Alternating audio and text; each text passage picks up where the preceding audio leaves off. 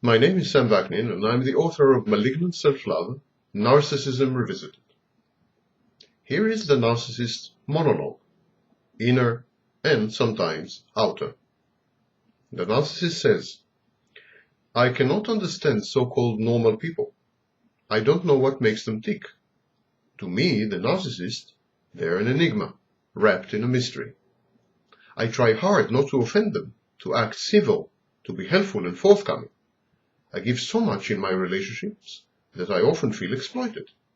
I make it a point not to strain my contacts, not to demand too much, not to impose, says the narcissist.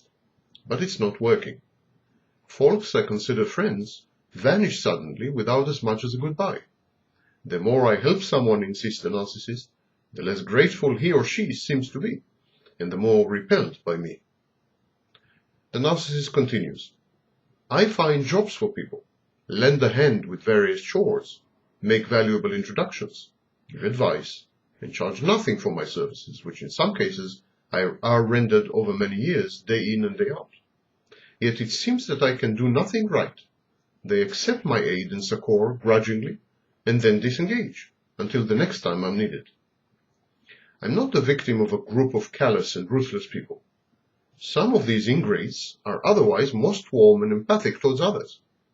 It just seems that they cannot find in them warmth and empathy enough for me, no matter how much I try to make myself both useful and agreeable. The narcissist wonders to himself, perhaps I try too hard. Maybe my efforts show. Am I transparent? Well, the narcissist concludes, of course I am. What comes to normal people naturally, social interaction, to me is an excruciating effort that involves analysis, pretense, and thespian skills.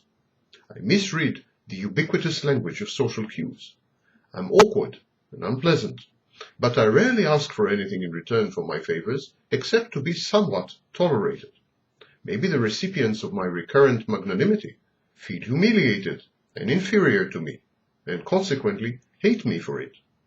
I don't know what to think anymore, says the narcissist, exasperated.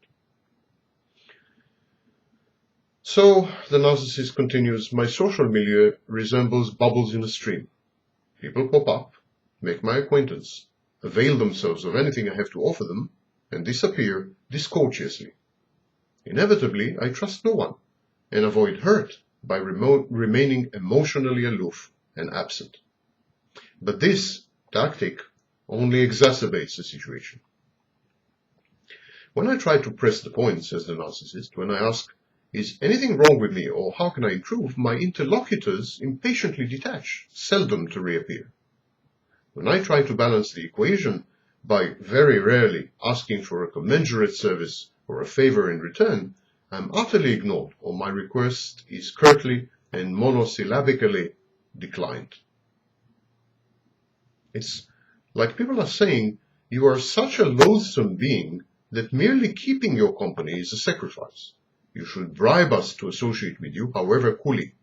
You should buy our icy friendship and our limited willingness to listen. You deserve no better than these concessions that we are granting you reluctantly. You should feel grateful that we agree to take that which you have to give us. Expect nothing in return but our truncated attention. And I, says the narcissist, I am a mental leper. I endorse these terms of dubious endearment.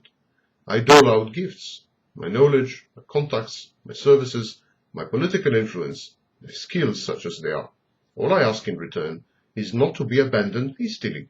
A few moments of make-believe. A few moments of feigned grace, that's all I ask. I acquiesce in the asymmetry of my relationships, for I deserve no better and have known no differently since my early, tortured childhood. This is the narcissist monologue, and this is how he sees himself and the world around him.